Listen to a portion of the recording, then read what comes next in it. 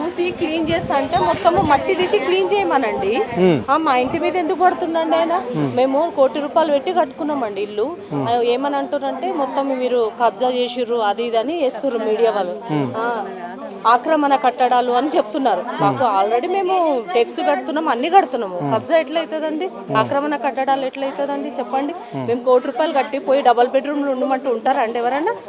ఎవరు ఉండరు. మేము ఎవరం ఉండమండి. మాకు అవసరం లేదు. మేము కష్టపడి కట్టుకున్నాం. మా ఇంట్లో మేమే ఉంటాము.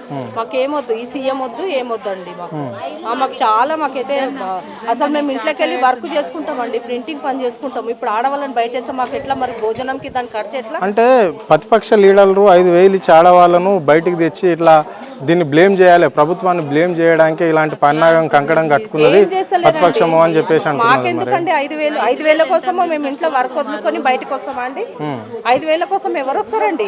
మేము ఇంట్లో వర్క్ వదులుకొని ఇంట్లోకి వెళ్ళి బయటికి వెళ్ళామండి. అట్లాంటిది మాకు రోడ్డు మీద నిలబెట్టిండు.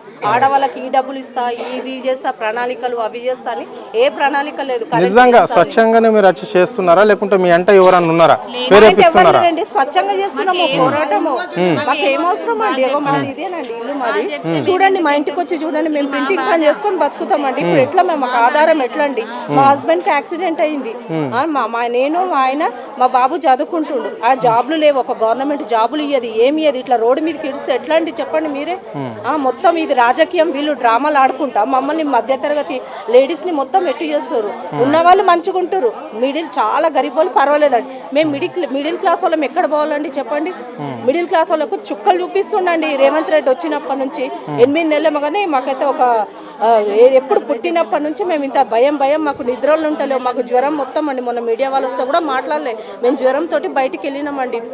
మాకు ఏం నిద్ర ఉంటలేదు, తిండి కూడా తినబుద్ధి అవుతలేదు. నేను వంట వార్పు అంటే ఆ రోజు తిన్నామండి. మేము అందరం వండుకొని అందరం పబ్లిక్ కలిసి ఆడవాళ్ళని చూసి మేము తిన్నామండి. మరి మాకైతే ఘోరంగా చేస్తుండండి. ఎట్లుంటాం చెప్పండి మీరే? మీరే మీడియా వాళ్ళందరూ కలిసి జర మాకు అది చేయండి మీరే.